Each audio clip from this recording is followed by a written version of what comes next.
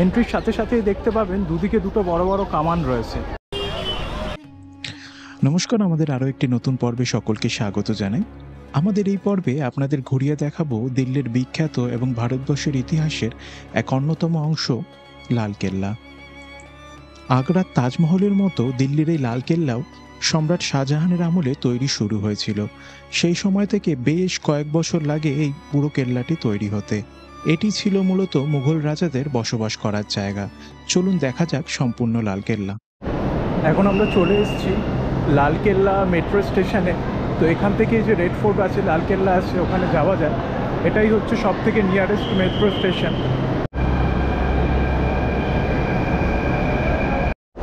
আর এই লালকেল্লা মেট্রো স্টেশনটি হচ্ছে পার্পল যে লাইন আছে সেই লাইনে।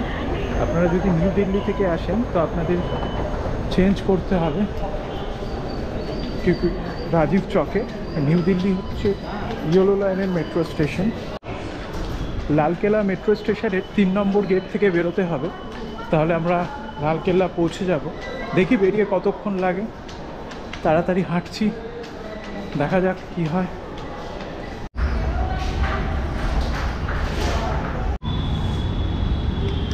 চলে এসেছি লালকেল্লা মেট্রো স্টেশনের বাইরে।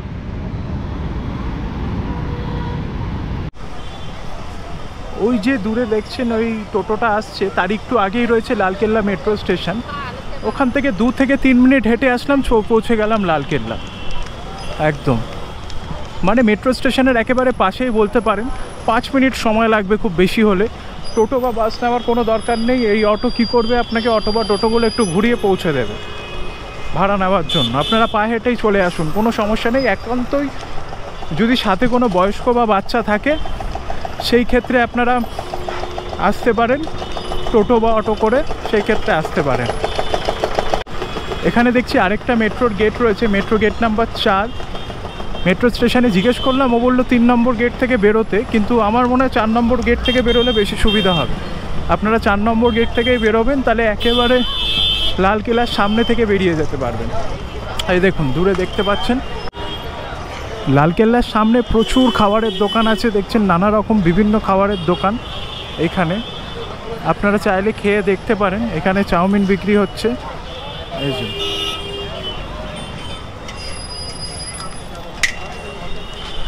এখানে ফল বিক্রি হচ্ছে, কেটে রেখেছে। আপনারা কাটা ফল খাবেন না, কাটিয়ে খাবেন ফল। এই 60 টাকায় চাট বিক্রি করছে, এই দেখুন। মানে পর খাবারের দোকান নানান রকমের। এখানে আবার ছোলে বাটুরে বিক্রি হচ্ছে, ছোলে কুলচেও আছে। দিল্লির ছোলে কুলচে কিন্তু খুবই বিখ্যাত। আর এখানে সফট ড্রিঙ্কসের দোকান আছে, কোল্ড ড্রিঙ্কস আছে, আর ফুচকা। এদিকে গুটকা করতে গুটকাও বিক্রি হচ্ছে, এদিকে কুলফিও আছে, এদিকে আবার ফুচকা। মানে চারিদিকে দোকান, নানান রকমের খাওয়ার দোকান। এখানে আবার মিষ্টি বিক্রি করছে ভাই, দেখুন। ভিড়, প্রচণ্ড ভিড়। ভিতরে তো মনে হয় কয়েকশো মানুষ, 100 কোটি মানুষ হবে। প্রচণ্ড ভিড় চারিদিকে, ভেতরে কয়েকশো কোটি মানুষ হবে। তো মানুষই দেখতে পাচ্ছি ভেতরে খালি। লালকেল্লার সামনের ভিড়টা আপনারা দেখুন, আর ভেতরের ভিড়টাও দেখুন। ভেতরেও প্রচুর লোক আর বাইরেও প্রচুর লোক। বাপরে বাপ, এত ভিড় দিল্লির কোনো জায়গায় হয়নি। কুতুব মিনারও গিয়েছিলাম, ওখানে এতটা ভিড় হয়নি, লালকেল্লায় যে ভিড়।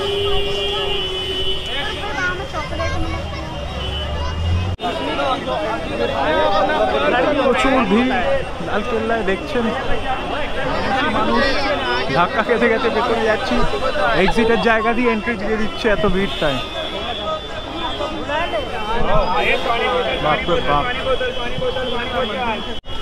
এই ভিড়ে কিন্তু আপনারা খুব সাবধান থাকবেন।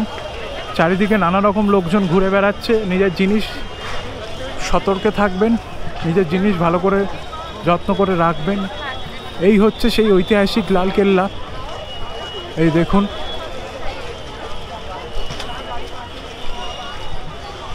প্রচুর লোক, চারিদিক থেকে প্রচুর লোক এসেছে বিভিন্ন জায়গা থেকে এই লালকেল্লা দেখার জন্য।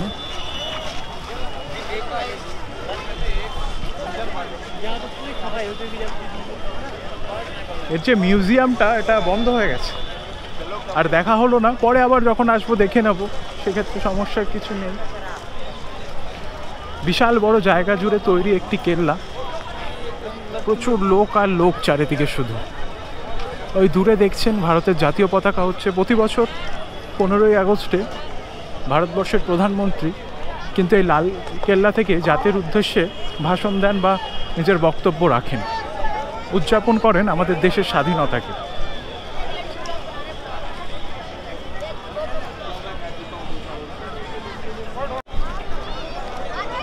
আমরা জানি শাহজাহানের তৈরি তাজমহল, তো তাজমহল যে শাহজাহানের আমলে তৈরি হয়েছিল সে কথা আমরা সবাই জানি, কিন্তু এই লালকেল্লাও তৈরি করেছিলেন শাহজাহানই। মুঘল আমলে এই লালকেল্লা ছিল শাহজাহানের সময়কার রাজধানী এবং এটি তৈরি হয়েছিল যমুনা নদীর পাড়ে। এখন যমুনা নদী কিন্তু অনেক দূরে চলে গেছে, যখন এই লালকেল্লা তৈরি হয়েছিল তখন যমুনা নদী এর পাশেই ছিল একেবারে।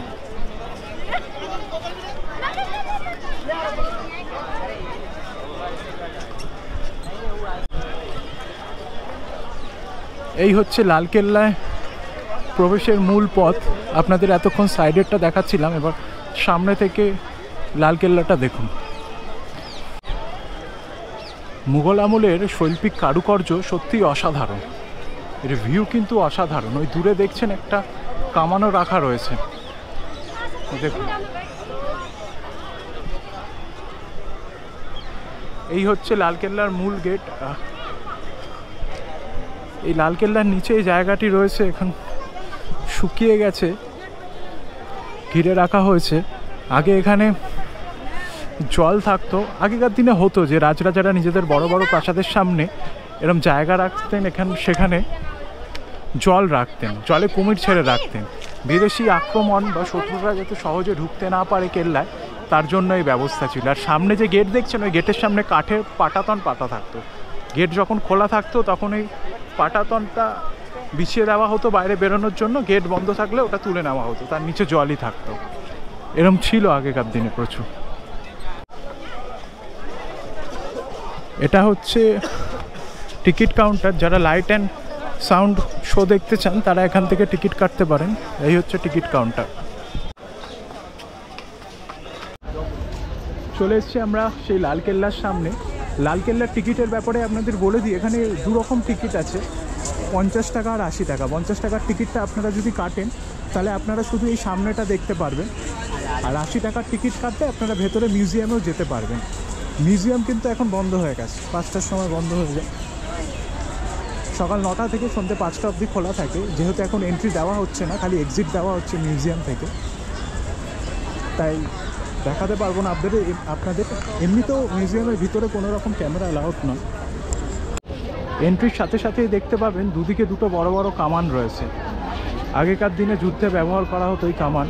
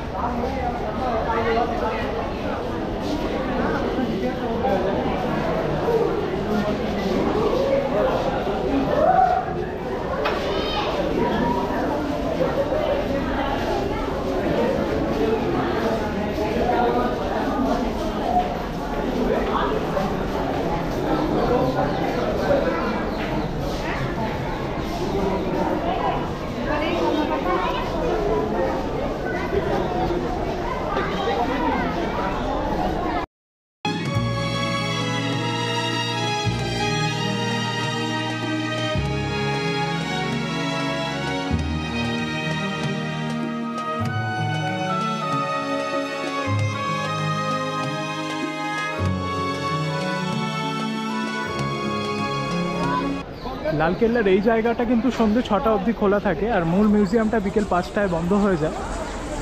দেওয়ালের গায়ে দেখছেন সেই মুঘল আমলের কারিগরি, এখনও খুব ভালো অবস্থায় রয়েছে। এটা সময়ের সাথে সাথে যদিও খানিকটা ফিকে হয়ে গেছে, কিন্তু বেশ ভালো অবস্থায় বেশ খানিকটা অংশ বর্তমানেও রয়েছে।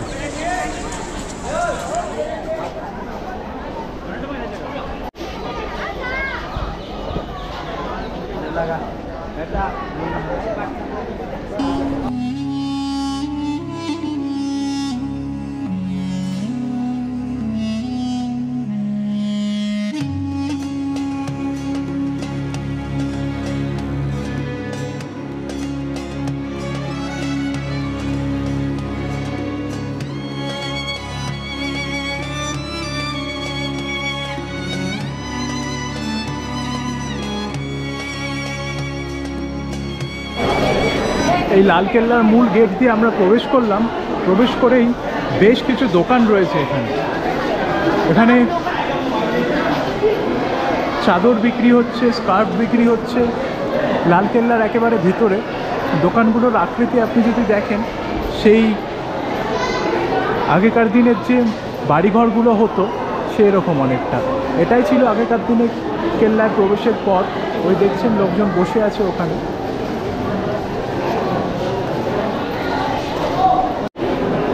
প্রচুর লোক, আজকে প্রচুর লোক। রবিবারে এই ভিড়টা একটু বেশি থাকে সব জায়গায়, এটা লালকেল্লা বলে নয়, সব জায়গাতেই রবিবারে একটু ভিড়টা বেশি থাকে। এই দেখুন এখানেও নানা রকম সামগ্রী বিক্রি হচ্ছে, দোকান রয়েছে। এবার এখানে সিঁড়ি রয়েছে উপরেও ওঠা যায়।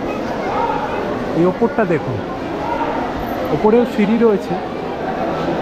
মানে প্রাচীন আমলে, নবাব বাদশাদের আমলে যে বড় বড় কেল্লাগুলি ছিল, এক একটা কেল্লা কত বড় হতো দেখুন। আমরা যারা বর্তমানে 1 BHK বা 2 BHK ফ্ল্যাটে থাকি, বা 1 কামরার ঘরে থাকি, 2-3 কামরার ঘরে থাকি, 1-2 তলার ঘরে থাকি, তাদের কাছে এটা কল্পনা করা কিন্তু খুবই মুশকিল। তো দেখুন ওই গেট থেকে আমরা ভেতরে আসলাম। এসে দেখুন নানান রকম জিনিসের দোকান। এখানে চাবির রিং,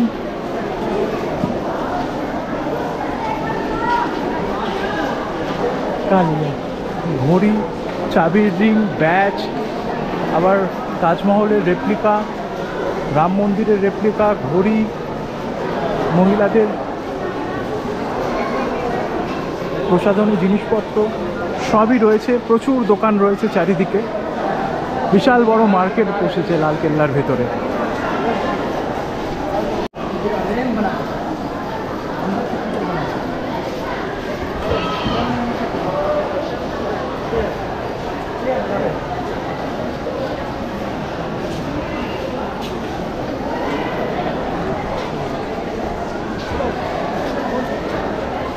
কেল্লার ওপরে ওঠা যায় না বর্তমান।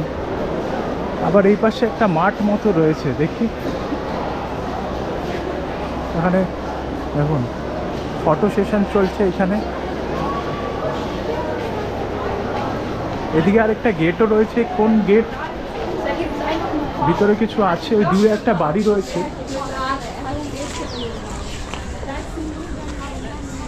বিশাল একটা মাঠ মতো রয়েছে, ওই দিক থেকেও বেরোনো যায়। ওইটা কি জায়গা ঠিক বোঝা যাচ্ছে না। ওই দূরে দেখুন লালকেল্লার চূড়া দেখা যাচ্ছে। এখানে মাঠ রয়েছে বিশ্রাম করার জন্য। আর ওইদিকে একটি স্তম্ভ রয়েছে। এই সামনে একটি বাড়ি রয়েছে। দেখি, চলুন দেখার চেষ্টা করি কি লোকজন ওই দিক থেকেও বেরোচ্ছে। আমরা সোজা গিয়ে বাঁ দিক নিয়ে নেব।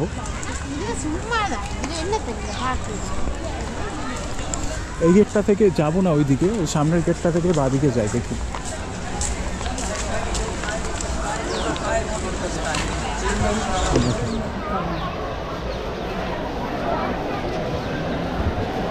ওই সেম এইদিকে যেমন একটা মাঠ রয়েছে, ওইদিকেও একটা মাঠ রয়েছে।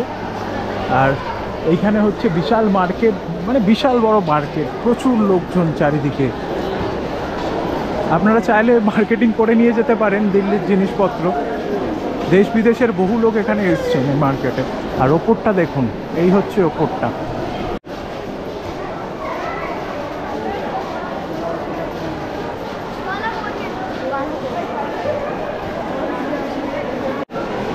এত লোক আর এত বড় মার্কেট, এখানে হাঁটাচলা করা মুশকিল হয়ে পড়েছে। বাবা, এ তো মনে হচ্ছে বিশাল বড় কোনো বাজার, মানে আমাদের কলকাতার নিউ মার্কেটে চলে এসেছি মনে হচ্ছে। আমি কখনো জানতাম না বা কল্পনা করতে পারিনি যে লালকেল্লার ভেতরে এত বড় মার্কেট থাকতে পারে। এই দেখুন এখানে কাঠের তৈরি জিনিস রয়েছে। একসময় কিন্তু আমাদের ভারতের হস্তশিল্প খুবই বিখ্যাত ছিল। দেবদেবীর নানান মূর্তি রয়েছে। এই দেখুন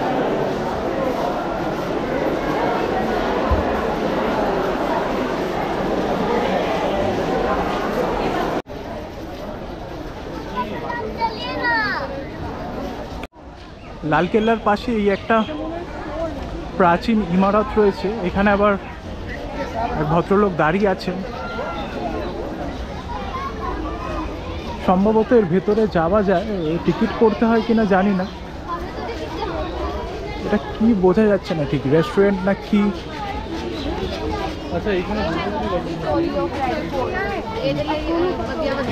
আচ্ছা, এটা হচ্ছে আপনার লালকেল্লার গল্পটা আপনারা জানতে পারবেন। এখন সময় নেই, আপনাদের কাছে যদি সময় থাকে আপনারা এসে দেখতে পারেন এইখানে।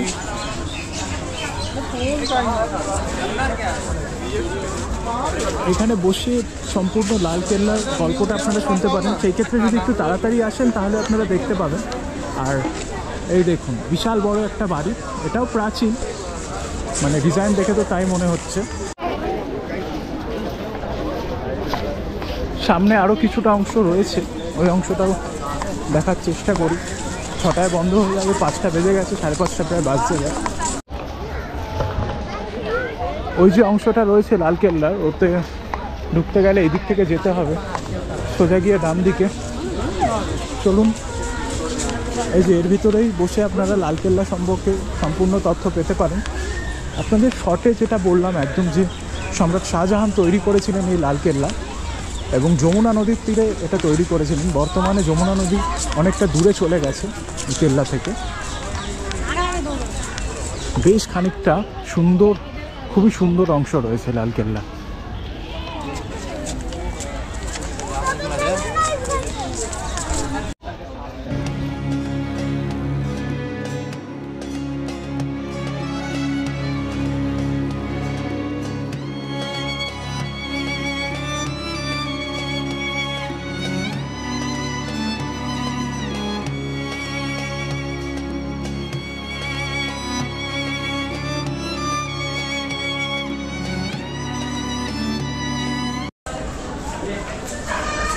দেখুন কত সুন্দর সুন্দর ডিজাইন আগেকার দিনে।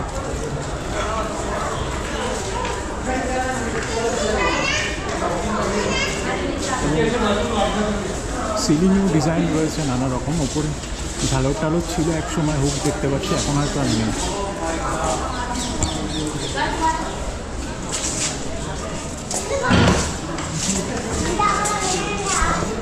এখানে আবার একটি ঘর রয়েছে, গার্ড হয়তো থাকে। এখানে আরও ঘর রয়েছে। আর এই হচ্ছে দেওয়াল চিত্র আগেকার দিনের, ওপরে আরও অনেক ডিজাইন রয়েছে আঁকা টাকা। সময়ের সাথে এগুলো ঝাপসা হয়ে গেছে। ওইদিকেও ডিজাইন রয়েছে কিছুটা।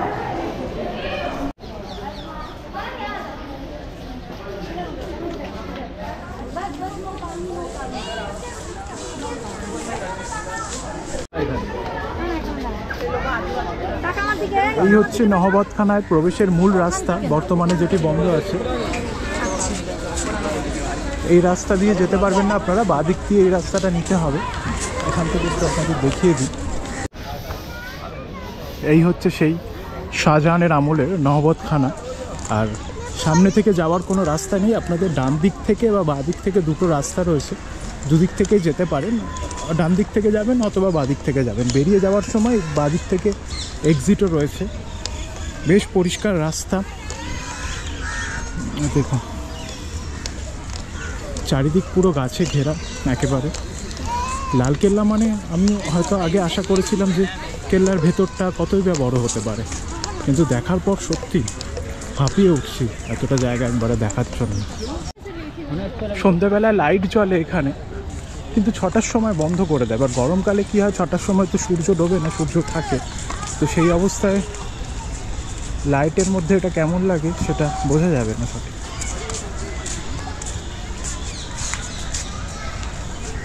এই যে চলে এসেছি নহবতখানার একেবারে সামনে। এই দেখুন বিশাল ডিজাইন দেখুন, আর কারিগরি দেখুন। এটা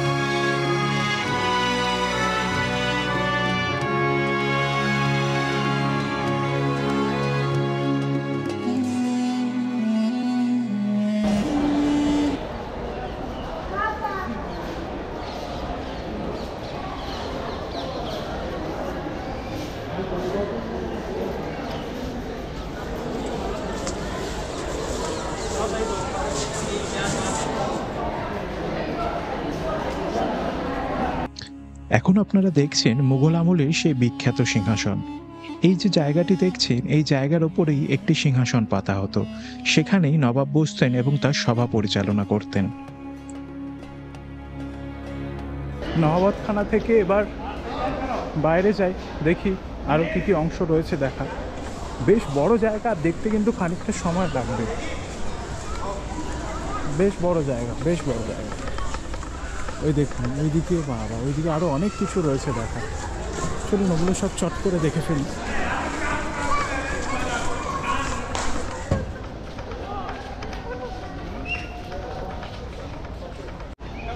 এইদিকে রয়েছে রাংমহল, মুমতাজ মহল আর হায়াত বক্স।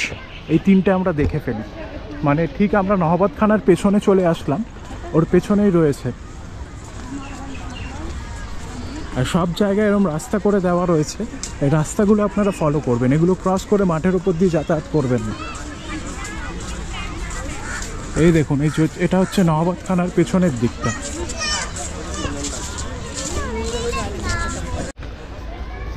এটা সম্ভবত রংমহল, তার সামনে আমরা রয়েছি। আর সামনে ঝর্ণাও রয়েছে, এদিকে যাওয়াও যায়। আর এখানে ছোট ছোট ঝর্ণা রয়েছে, এখন চলছে না, পরে হয়তো চলবে।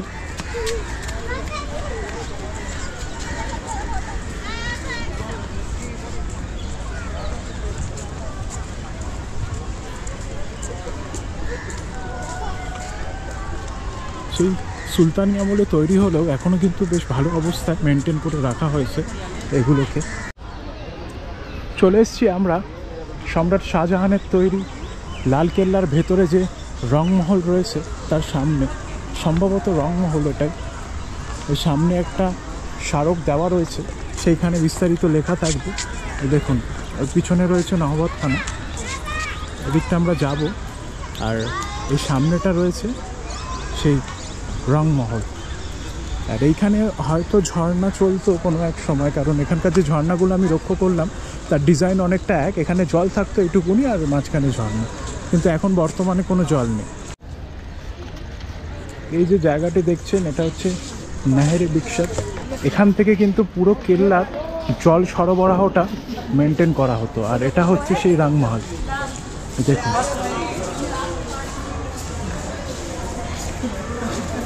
প্রাচীন সুলতানি আমল আর তার শৈল্পিক কারিগরি, এগুলো আমরা এতদিন ইতিহাস বইতেই পড়েছি বা বড়দের কাছে গল্প শুনেছি, যারা এসে দেখেছেন বা পড়াশোনা করেছেন। প্রথমবার সামনে থেকে দেখা, সত্যি এই অনুভূতি কখনো শেয়ার করা যায় না। আর দ্বিতীয়বার দেখলেও এই অনুভূতি আসবে না, প্রথমবার দেখার যে অনুভূতি।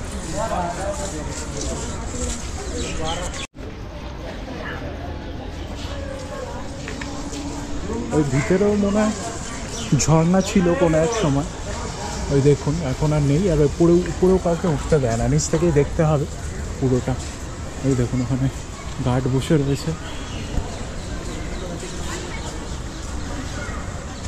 একটা মহলের আকৃতি মানে বিশাল বড়। নিচে আবার গেটও রয়েছে, একটা বন্ধ রয়েছে গেট।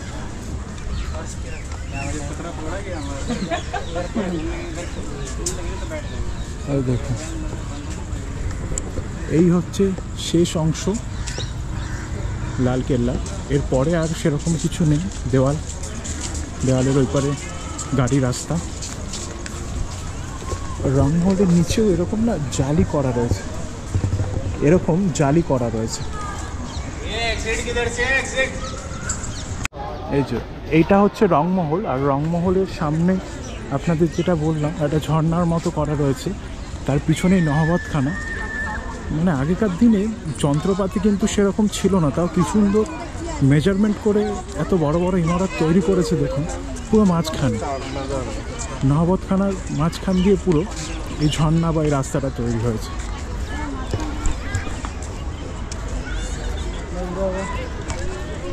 দেখুন এটা কিন্তু পাথরের, কাঠের না, পাথরের, বহুকাল আগেই তৈরি।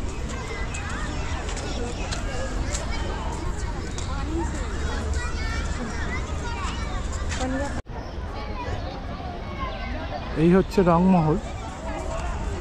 আর রংমহলের মাঝ থেকে এগিয়েই মাঝখানে রয়েছে এই রাস্তাটা। আর এই রাস্তার ওপরেই রয়েছে এই বিশাল ঝর্ণা। ঝর্ণাটা বন্ধ রয়েছে আর এই জায়গাগুলো শুকনো, এখানে জল নেই। চারিপাশে জল রয়েছে কিন্তু মাঝখানে জল নেই, শুকনো।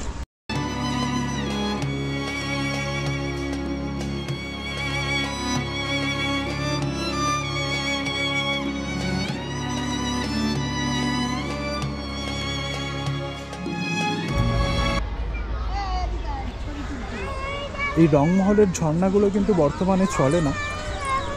আর ওপরে এই একটি মেন ঝর্ণা রয়েছে, দেখুন এটা মার্বেলের তৈরি। আর এই বড় বড় বিল্ডিংগুলো সম্ভবত মার্বেল পাথর দিয়ে তৈরি। এত বড় ভারী ভারী পাথর কীভাবে যে তৈরি করতো সেই সময়, খুবই আশ্চর্য।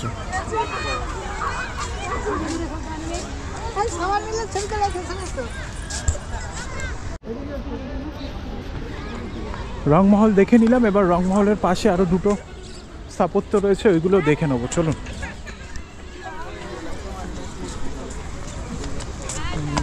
রংমহলের ঠিক পাশ থেকে রাস্তা রয়েছে, এই দেখুন এখানে সব বাচ্চারা খেলা করছে। রংমহলের পাশেই রয়েছে আরেকটি ইমারত। এগুলো কিন্তু আগে আরও সাদা ছিল, মানে ধবধবে সাদা ছিল, কিন্তু বর্তমানে প্রাকৃতিক দূষণ আরও নানান কারণে এর কালারটা একটু ফিকে হয়ে গেছে।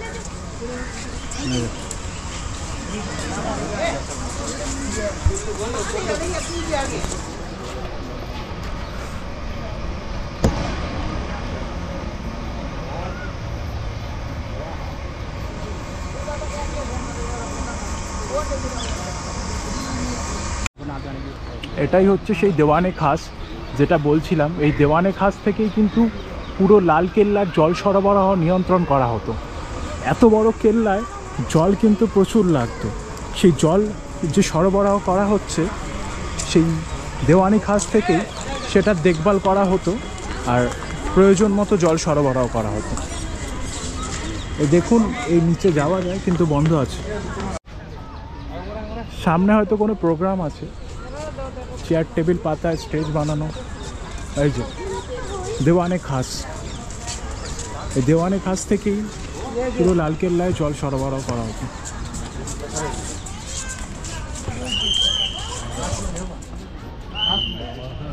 আর দেওয়ানে খাসের পাশেই রয়েছে খাসমহল। সুলতানি আমলের এই বিল্ডিংগুলোর কারুকার্য দেখুন, খুবই সুন্দর। এত নানান রং বেরঙের মার্বেল তখন কিন্তু ভারতে পাওয়া যেত না, এগুলো সব বাইরে থেকে আনা।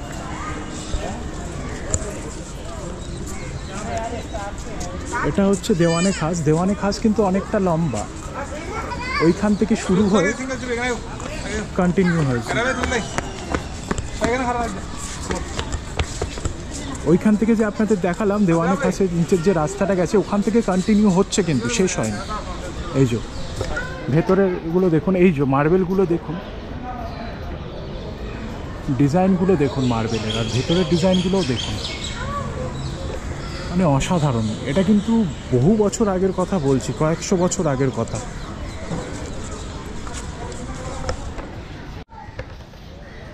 এই সামনের যে ইমারতটি আপনারা দেখছেন এটা হচ্ছে হামাম।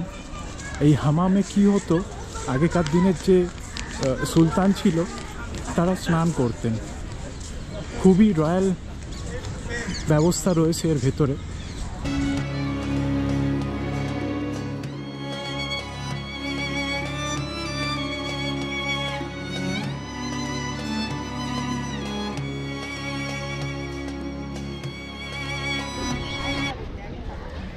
এর সামনেও কিন্তু কোনো এক সময় ঝর্ণা ছিল, কিন্তু বর্তমানে এই ঝর্ণাটাও বন্ধ করে দেওয়া হয়েছে।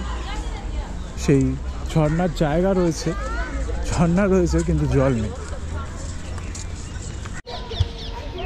এখন আমরা রয়েছি একেবারে জাফর মহলের সামনে।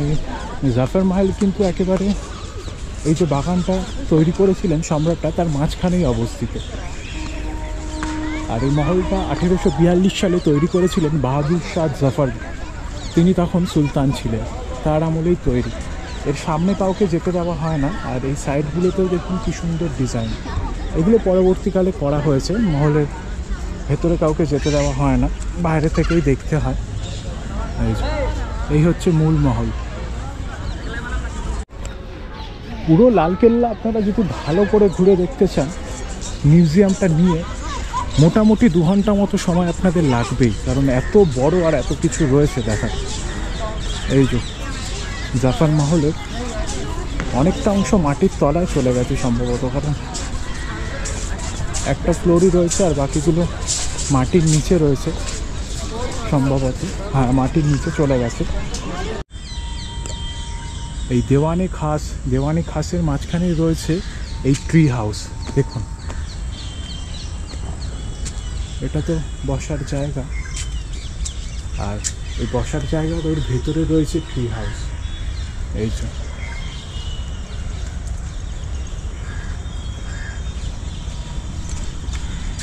এই দেখুন, সেই মুঘল আমলে এই ট্রি হাউস তৈরি করা হয়েছে। এই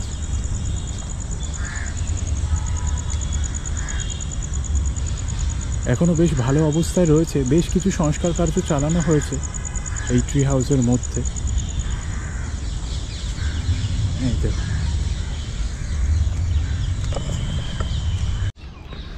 সামনে একটি কুয়া রয়েছে, আর এই দিকে দেখুন ড্রেন মতো রয়েছে বিশাল। এই যে বিশাল কুয়া একটি, সেই সুলতানি আমলে পুরো কাভার করে রাখা হয়েছে এটাকে।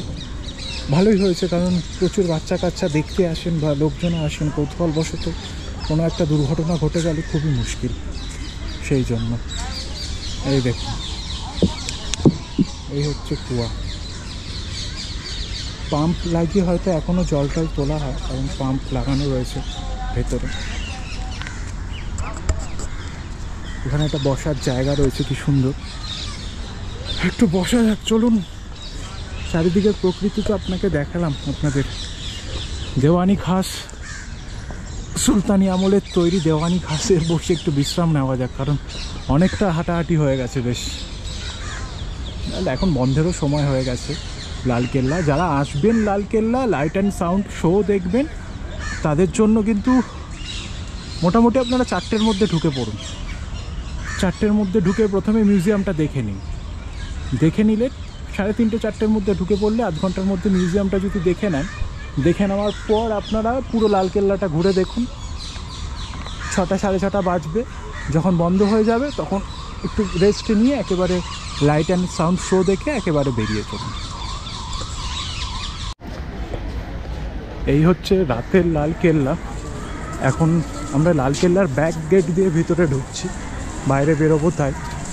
এখান থেকে আপনারা দেখতে পাচ্ছেন, এই ভেতরে যে আলোটা দেখতে পাচ্ছেন সেই মার্কেটটা, মানে একটা কেল্লা যে কত বড়, তার ভিতরে একটা গোটা মার্কেট বসে গেছে। মার্কেটে বিশাল ভিড়, নানান রকম জিনিস বিক্রি হচ্ছে।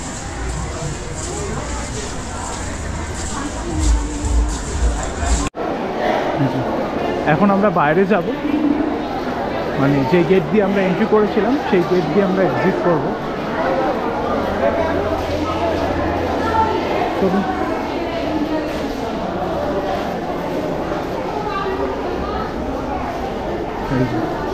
দিনের বেলায় কেল্লা কেমন লাগে সেটা আপনাদের দেখিয়েছিলাম, এবার রাতের বেলায় কেমন লাগে ওইটাও একবার আপনাদের দেখিয়ে দিয়ে। দেখুন, লাইট জ্বলছে, অসাধারণ লাগছে, অসাধারণ। এটা হচ্ছে রাতের লালকেল্লার দৃশ্য। সকালবেলা দেখলেন এই সৌন্দর্য অন্যরকম, রাতে লাইট জ্বলার পর এটা দেখতে আরও ভালো লাগছে, কারণ রিফ্লেক্টর লাইট রয়েছে, মেন জায়গায় দেওয়া হয়েছে যেখানে যেখানে রিফ্লেক্ট করে। অসাধারণ লাগছে দেখতে। আপনারা যারা আসবেন ঘুরতে, হাতে কিন্তু বেশ খানিকটা সময় নিয়ে আসবেন। দেখার অনেক কিছু রয়েছে, সময় নিয়ে ধৈর্য ধরে আস্তে আস্তে সব কিছুই দেখবেন। এই দেখুন,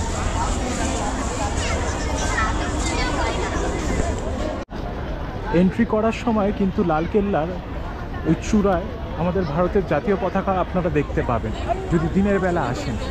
ওই জাতীয় পতাকা কিন্তু আবার নামিয়ে রাখা হয় সূর্যাস্তের সময়, মানে সূর্যাস্তের সময় যখন সূর্য ওঠে ওই জাতীয় পতাকা তোলা হয়, আবার যখন সূর্য ডুবে যায় সেই জাতীয় পতাকা নামিয়ে রাখা হয়।